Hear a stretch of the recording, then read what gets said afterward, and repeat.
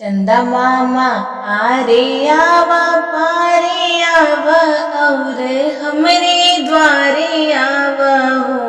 हे चंदा उतरी आवा हमरे अंगनवा कन्हैया हमरे केली हई हो।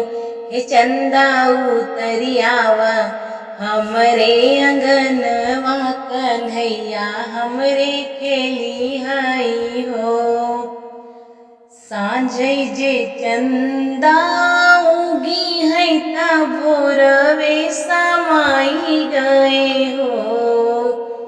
सांझई चंदा जे उगी है ता भोरवे समाई गए हो। हे सखिया रोई लागे ललना हमार उहई चंदा ले बई हो।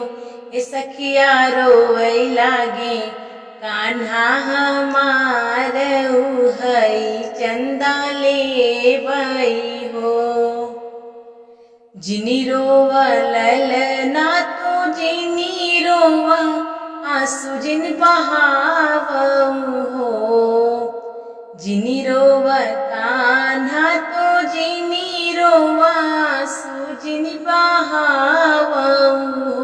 हे कान्हा लाई देबई चंदा दुलहिनिया दुनऊ जने खेलाई हो। हे ललना लाई देबई चंदा दुलहिनिया दुनऊ जने खेलाई हो। कवनी बरन चंदा होई है तकथुआ चढ़ी आई हई हो।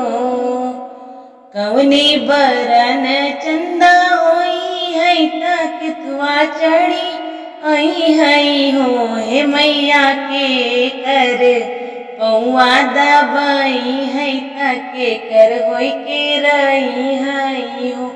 हे मैया के कर पौआ दबई है तके कर होई के रही हई हो। गोर बदन चंदा होई है त पलकी चढ़ी आई हई हो। गोर बदन चंदा होई है त पलकी चढ़ी आई हई हो।